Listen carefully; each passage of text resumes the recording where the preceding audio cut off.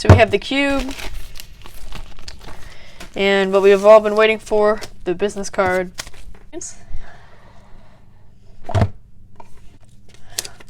We got a pamphlet, the cube itself, then we have this accessory box. So we have this huge pamphlet. Then we have some extra springs. We have an extra cord because it's prone to stripping. We have this tensioning tool for the springs, and 2 screwdrivers. Oh, and a screwdriver for the screw, and a screwdriver to adjust the magnets, I'm pretty sure. Okay, let's just get right into the cube. Okay, so it's not as covered in lube as I thought, which is definitely a good thing. Looks very nice. Got a very clean look. Okay, yeah, let's get that. So let's get into first turns.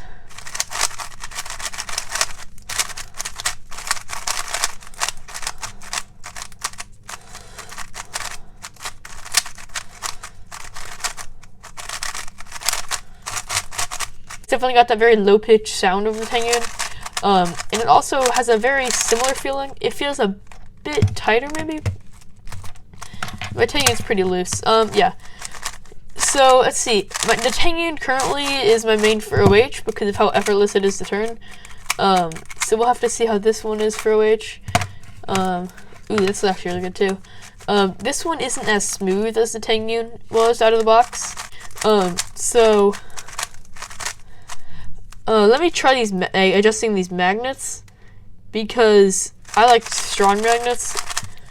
So these feel a little bit too weak for me. So I want to see how it is on strong magnets. But before we do that, there we go. Okay, so it's super hard to get into these center caps for some reason. But there it is, the design. So I'm still not completely sure how this works. It looks to be that this little... Okay, yeah, so the big one is controlled by this. The little one is controlled by this end. I think the big one is for like large adjustments, and the little one is for like more subtle adjustments. So I'll have to experiment with that later. Let's just try... Here, before we do anything like that, I want to try putting all the magnets at the strongest setting. Let's see how that is. I'm curious to see how much heavier this cube is, given that it has 4 extra magnets per edge. But we'll have to see. The mechanism is very similar to the TengYun, if we take a look at this. So the magnet is a little bit more towards the edge on the V2, and it's the caps are more seamless. They don't have like clip-ins like they do on the TengYun, which means you don't get the 3-headed unicorn thing.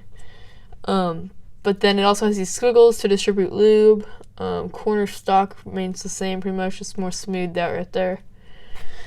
And then for the edge is very similar. It still has the clip-in, just slightly smaller, but it has a altered this part where it's more smooth, but a little bit gap right there instead of a huge hole right there. Very interesting design. Definitely very inspired by the V1. I actually was a pretty big fan of the TengYun. I use it a lot just when I want a cube to solve this like if I'm going to do a lot of solves, I will use the TengYun a lot because of how effortless it is to turn. I don't have to use that much energy, so I can do longer sessions with the TengYun. But we'll have to see how this one is.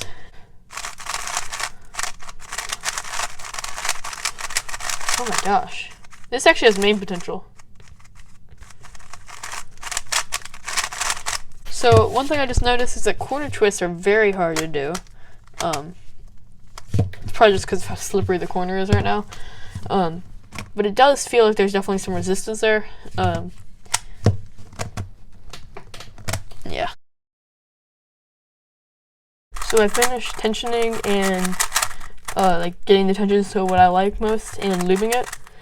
And it actually feels really nice now. So edges I kept at 3. You use the big 204.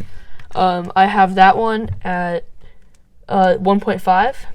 You can see that. Hopefully that's in view.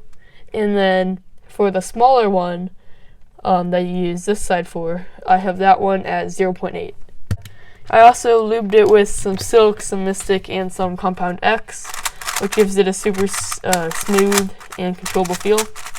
The cube comes with this thing explaining how it works. So this is like the magnet thing. Yeah, that's pretty self-explanatory. So this is what it looks like. So it's got like a larger spring, the big plate, a smaller spring, the small plate, then the screw.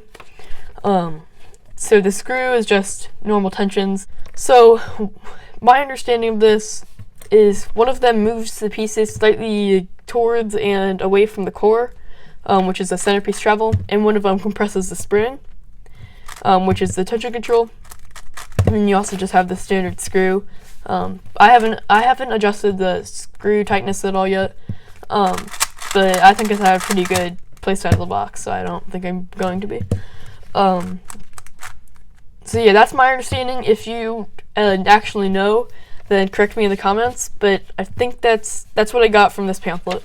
So yeah, correct me in the comments if you know. Anyway, it feels really nice. It actually has some serious main potential for me. It really fits my turning style pretty well, but it does take some getting used to because it's kind of a bit of a weird turning style because it's got an insane corner cutting. Like, this is completely effortless corner cutting. But in a solve, sometimes if you get a lockup, it can kind of flex a little bit on you, which is kind of hard to get used to. But it's not actually that bad, so you can get used to it pretty easily. So yeah, I'm just going to do a couple solves on this so you can see how it looks in a solve.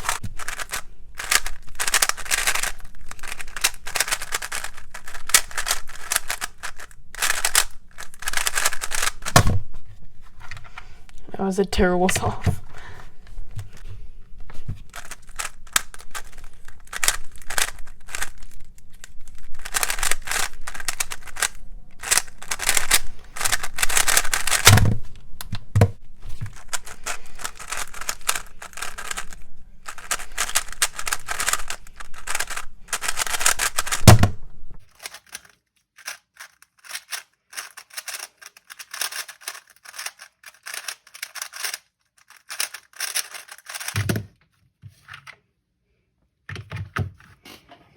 So as you can see, I got a bunch of pretty good solves there.